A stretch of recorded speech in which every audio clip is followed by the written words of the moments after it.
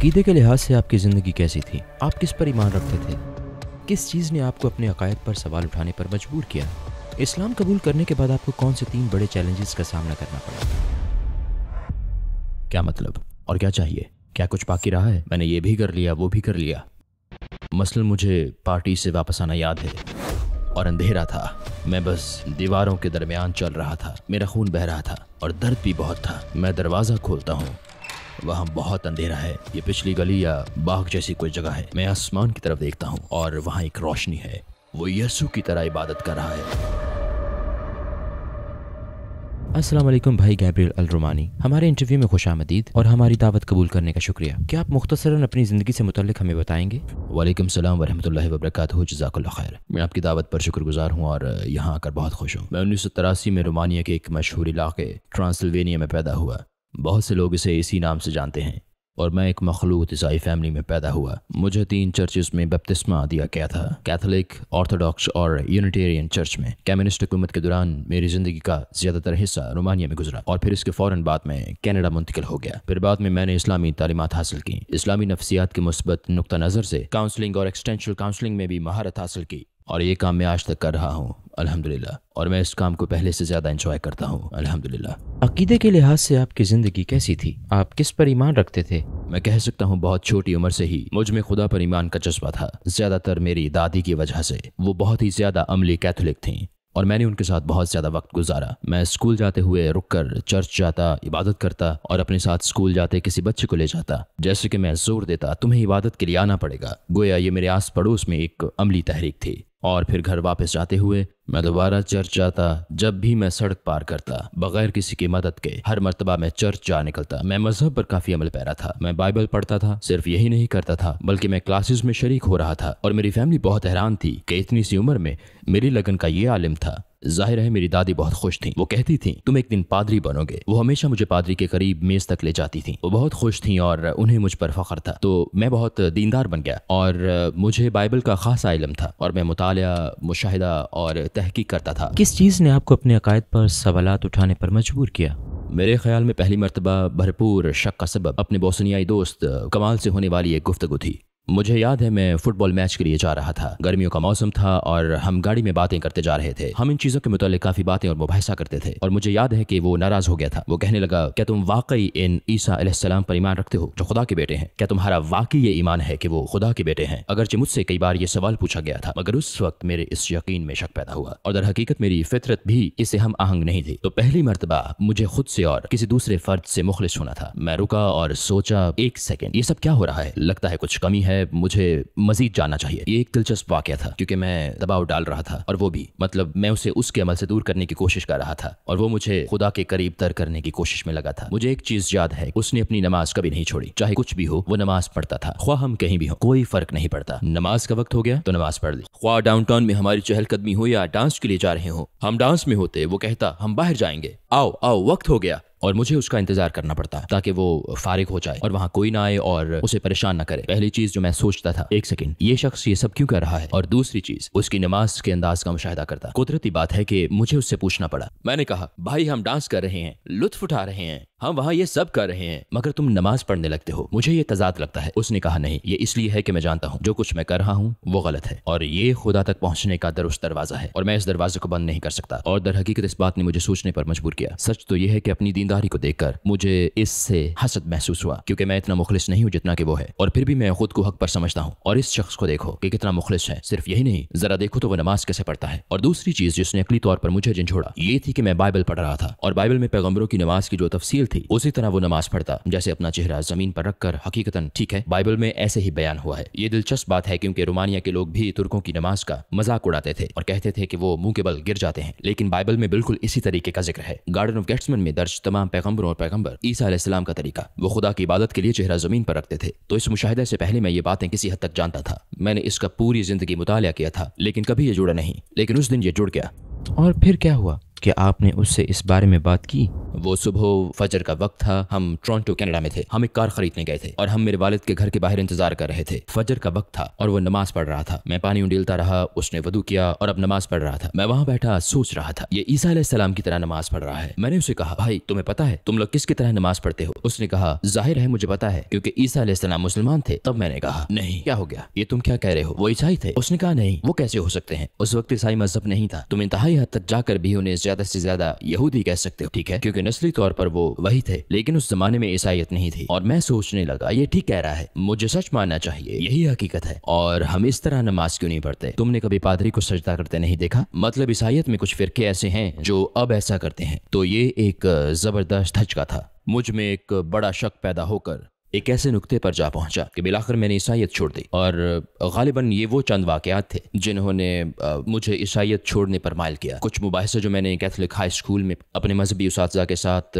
Trinity کے تصور کے بارے میں کیے، ان مباحثوں نے میرے شکوک مزید بڑھائے، جو کہ اچھا ہوا کیونکہ کم از کم اب میرے لیے پہلی چنگاری چل چکی تھی۔ میرا ایمان تھا کہ خدا موجود ہے، لیکن جیسے کسی شے کی کمی تھی۔ ٹھیک ہے میں خدا پر ایمان رکھتا ہوں، مگر عقلی فطرت پرست ڈیسٹ بھی یہی کرتے ہیں، وہ بھی خدا کو مانتے ہیں۔ کسی چیز کی کمی تھی، نظام کہاں ہے، مجھے اس پر کیسے عمل کرنا ہے، ہدایت کہاں ہے، یہ میری اس دریافت کا اگلا مرحلہ تھا، لیکن میں نے عیسائیت کو چھوڑ دیا۔ عیسائیت چھوڑنے کے بعد آپ اسلام کے قریب کیسے آئے؟ میں بالکل ایک نوجوان تھا، میں ایک فٹ بال ٹیم میں سپر سٹار تھا، اخبارات میں میری خبریں چھپتی تھیں، لیکن میں خوش نہیں تھا۔ مثلا مجھے ایک پارٹی سے واپس آنا یاد ہے، مگر یہ چیزیں بھی اب سکون بخش نہیں تھیں۔ میرا دل بھر چکا، کلب سے اچاٹ ہو گیا، میں تب بھی ان چیزوں سے تھک چکا تھا۔ مجھے عورتوں کی خواہشہ پرواہ نہیں تھی، مجھے اپنی گاڑیوں کی پرواہ نہیں تھی، مجھے ان سب چیزوں کی پرواہ نہیں تھی، خواہ ہوں یا نہ ہوں۔ میں گھر جاتا اور اپنے بستر پر لیٹ جاتا، چھت کی طرف دیکھتے ہوئے سوچتا کیا مسئلہ ہے اور کیا چاہیے، کیا کچھ باقی رہا ہے، میں نے یہ بھی کر لیا، میں نے وہ بھی کر لیا، میں خوش نہیں ہوں۔ اور پھر ایک رات میں نے یہ خواب دیکھا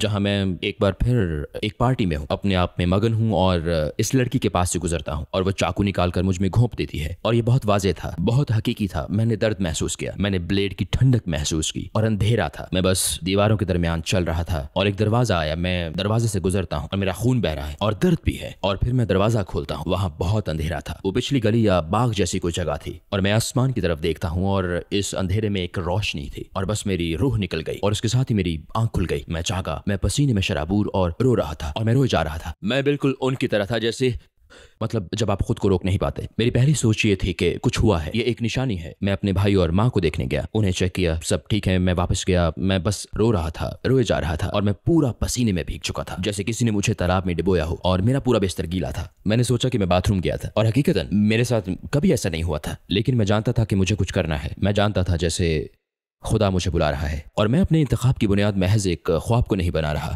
لیکن میرے لیے یہ بہت گہری اور ذاتی چیز تھی۔ جیسے ایک بار میں نے حضرت عیسیٰ علیہ السلام سے متعلق خواب دیکھا تھا، یہ بہت دلچسپ تھا کیونکہ میں انہیں گاڑی میں لے جا رہا تھا، وہ پچھلی سیٹ پر لیٹے ہوئے تھے، تھک گئے تھے، انہوں نے جلیبیاں پہن رکھا تھا، توپ، انہوں نے ایڈیڈاس کے رننگ شوز پہن رکھے تھے۔ میں جانتا ہوں یہ ایک عجیب خواب ہے۔ وہ مجھ سے کہہ رہے تھے میں تھک گیا ہوں گیبریل، تم جانتے ہو میں تھک گیا ہوں۔ میں نے گاڑی روکی اور سب لوگ ان کے پاس آ رہے تھے، اوہ عیسیٰ علیہ السلام، خدا۔ وہ مجھے دیکھ رہے تھے اور لوگ گاڑی کے گرد جمع ہونے لگے، جیسے جب کوئی شخص مشہور ہو تو ہوتا ہے، اور انہوں نے مجھ سے کہا انہیں دیکھو، یہ سمجھتے ہیں کہ میں خدا ہوں اور میں تھک گیا ہوں، میں یہاں تھک کر لیٹا ہوں اور یہ سمجھتے ہیں کہ میں خدا ہوں۔ یہ واقعی بہت واضح تھا۔ میں اپنے اسلام کے انتخاب کی بنیاد اس خواب یا اس جیسی کسی چیز پر نہیں رکھتا، نہیں، لوگ ان باتوں کا دعویٰ کرتے رہتے ہیں، لیکن یہ چیزیں دوسرے لوگوں کے لیے بھی اہمیت رکھتی ہیں۔ انہیں یہ سمجھنے کی ضرورت ہے کہ خدا زور دے رہا ہے، مطلب یہ نہیں کہ جو دکھائی دیا ویسا ہی ہو، خدا آپ کا دماغ کھول رہا ہے سوال کرنے، سمجھنے اور مزید آگے دیکھنے کے لیے۔ اور اسی چیز نے مجھے اگلے مرحلے تک پہنچایا جہاں میں جانتا تھا کہ مجھے کچھ کرنا ہے، اور ایک خواب کے بعد میں جان گیا تھا۔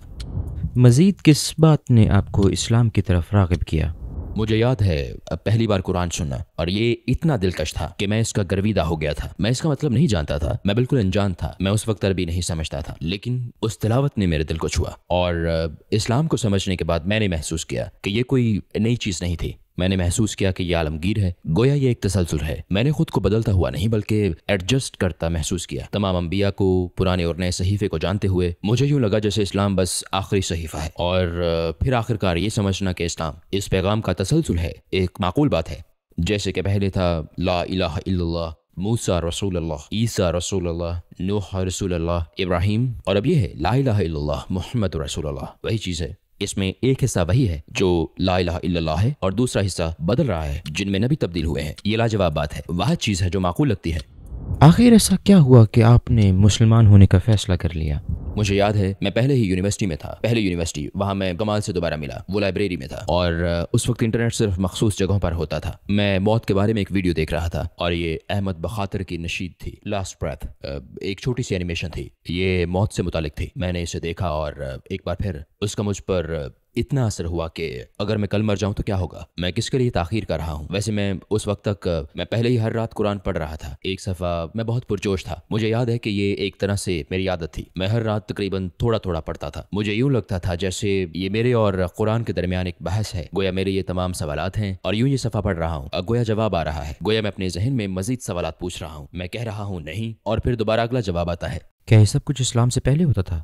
ہاں، اور پھر میں گھر واپس جاتا، مجھ سے مزید انتظار نہیں ہوتا تھا، قرآن میرے بستر کے بالکل پاس ہوتا تھا، میں پڑھتا تھا اور یہ تقریباً ایک لڑائی کی طرح تھا اور کئی بار میں نے حقیقتاً محسوس کیا جیسے یہ مجھ سے بات کر رہا ہے۔ میں جانتا ہوں کہ لوگ سوچتے تھے آخر یہ کیا ہے، لیکن جیسے ہی میں اٹھا اور جو کچھ بھی ہو میرے ذہن میں جو بھی ہوتا، یعنی میں کسی سوال پر سوچ رہا ہوتا اور اسے کھولتا تو یہ وہیں سے کھلتا اور اسی صفحے پر جواب موجود پاتا، اور اس سے آپ کو یہ احساس ملتا ہے کہ کیا ہو رہا ہے، جیسے اللہ آپ کو دیکھ رہا ہے، اللہ بات کر رہا ہے۔ اسی لیے بعض علماء کہتے ہیں اگر تم اللہ سے بات کرنا چاہتے ہو تو دعا کرو، اگر تم چاہتے ہو کہ اللہ تم سے بات کرے تو قرآن پڑھو۔ اسلام کی طرف آپ کے سفر کے آخری مراحل کیا تھے؟ السلام علیکم بھائیوں اور بہنوں، ہم نے دیکھا ہے کہ ہمارے 80% ناظرین باشمول اس ویڈیو کے نے ہمارے چینل کو سبسکرائب نہیں کیا ہے۔ جیسا کہ آپ جانتے ہیں ہم ایک غیر منافع بخش تنظیم ہے اور ہم نے اپنی ویڈیوز پر ایڈز بند رکھی ہیں، لہٰذا ہم صرف اس لیے کہہ رہے ہیں تاکہ سچائی کو پھیلایا جائے۔ یہ ایک چھوٹا سا عمل لگ سکتا ہے لیکن انشاءاللہ یہ بہت سے لوگوں کے لیے رہنمائی کا ذریعہ ہوگا۔ آئیے اب سبسکرائب بٹن پر کلک کریں اور ایک ساتھ چلیں ابدیت کی طرف۔ اسلام کی طرف آپ کے سفر کے آخری مراحل کیا تھے؟ میں ایک دن اٹھا اور میں شدید افسردہ تھا۔ میں نے اپنے ذہن میں کہا کہ تم کس چیز کا انتظار کر رہے ہو، تم جانتے ہو، تمہیں معلوم ہے، یہ سچ ہے۔ میں یونیورسٹی گیا اور میں اپنے دوست کمال سے ملا، میں نے کہا میں چاہتا ہوں آج رات تم میرے گھر آؤ، مزید کہا کہ مجھے کسی کام میں آپ کی مدد چاہیے۔ تو اس نے پوچھا تم ٹھیک ہو؟ میں نے کہا بس تمہیں آنا ہے۔ اس نے کہا ٹھیک ہے، کوئی مسئلہ نہیں، میں آ جاؤں گا۔ اس وقت امتحانات ہو رہے تھے، میں اپنے گھر کی بالائی منزل میں کچھ لوگوں کے ساتھ پڑھ رہا تھا، تب کمال نے نیچے سے مجھے آواز دی، میں آ گیا ہوں تو ٹھیک ہے میں نیچے آتا ہوں۔ تو میں نیچے گیا، رات ہو چکی تھی اور میں نے بس اس کی طرف دیکھا۔ اس نے پوچھا کیا ہوا بھائی، آپ ٹھیک تو ہو؟ میں نے کہا میں مسلمان ہونا چاہتا ہوں۔ اس نے کہا میں جانتا تھا۔ اس نے کہا میں جانتا تھا۔ میں نے کہا کیا مطلب؟ کہنے لگا کیا تمہیں وہ لمبی تراویح یاد ہے جو ہم نے اکٹھے پڑھی تھی؟ اس نے کہا میں سجدے میں اللہ تعالیٰ سے دعا مانگ رہا تھا کہ یہ لڑکا آپ کو ڈھونڈ رہا ہے، اس کی اسلام کی طرف رہنمائی کریں، اسے اسلام کے لیے قبول کر لیں۔ اس نے صرف اتنا کہا میرے ساتھ پڑھو۔ میں پہلے ہی جانتا تھا کیا کہنا ہے۔ جب میں نے کلمہ شہادت پڑھا تو مجھے لگا کہ ان الفاظ کے کہنے سے مجھ سے بوجھ ہٹ گیا ہے اور اسی رات میری نیند بالکل مختلف رہی۔ آپ کے اسلام قبول کرنے پر آپ کے خاندان اور آپ کے آس پاس کے لوگوں کا کیا رد عمل تھا؟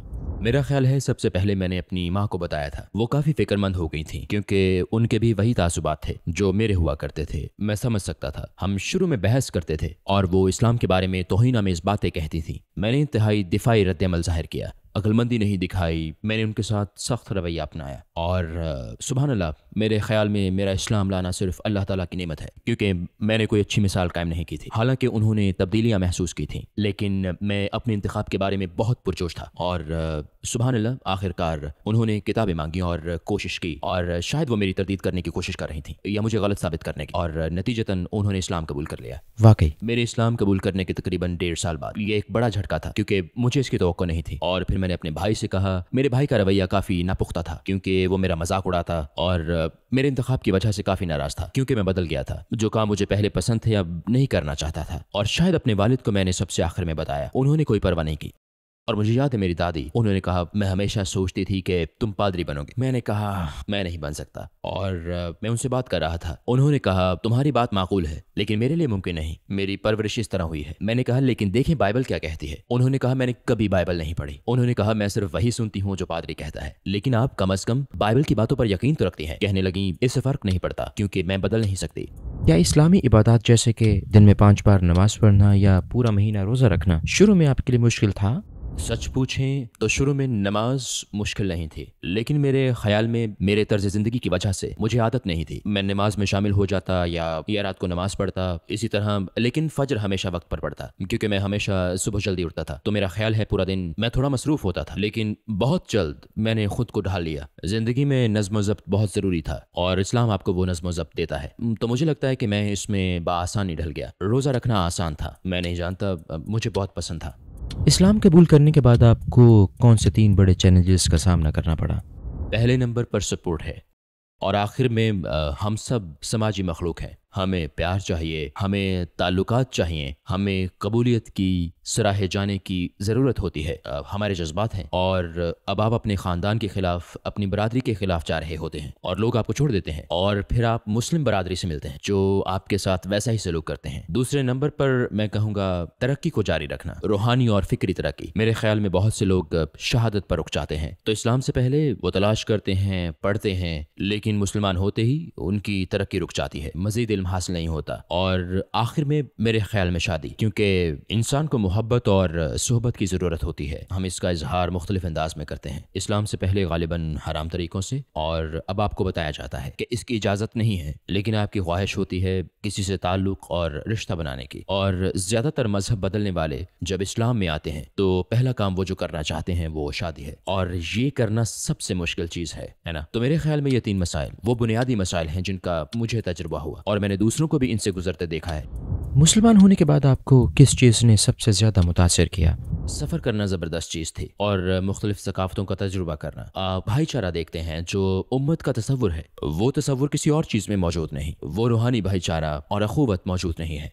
आप बतौर ईसाई किसी दूसरे मुल्क जाते हैं और आप चर्च जाते हैं, लेकिन कुछ तस्लीम शुदा चीज़ों के साथ बहसीयत मुसलमान आप दुनिया में किसी भी जगह जा सकते हैं, तमाम इख्तलाफात के साथ कहीं भी, और आपका रुख एक ही किबला की तरफ होता है। आप वही कुरान पढ़ते हैं, आपके पास वही भाईचारा होता है, आप वही अस्सलाम वालेकुम कहते हैं। और मैं अफ्रीका के उन ममालिक में गया हूँ जहाँ हमारे साथ अफ्रीकी निज़ाद अमरीकी होते हैं, वो होटल से बाहर निकलने की हिम्मत नहीं करते थे और मैं फजर के वक्त निकल जाता था और कुछ अफ्रीकी भाई मुझे वापस छोड़ देते थे। मुझे नाश्ता देने के बाद हम इकट्ठे नमाज पढ़ते थे, इकट्ठे कुरान पढ़ते थे और लोग मुझे देखते थे। होटल वापस आते उनके साथ हंसते हुए। मैं जुबान नहीं जानता था लेकिन हम जुड़ सकते थे। अफ्रीकी मुझे अफ्रीकियों के साथ देखकर हैरान होते थे कि ये क्या है, और एक लफ्ज वो कहते थे, आप ये कैसे करते हैं? मैं कहता था इस्लाम, सिर्फ एक लफ्ज इस्लाम, और मेरे ख्याल में ये एक मौजज़ा है। मुझे नहीं लगता ये किसी मौजज़े से कम है। लोग वाकई अपनी आंखें खोलना चाहते हैं और अपने तासुबात से छुटकारा पाना और सिर्फ हकीकत देखना चाहते हैं।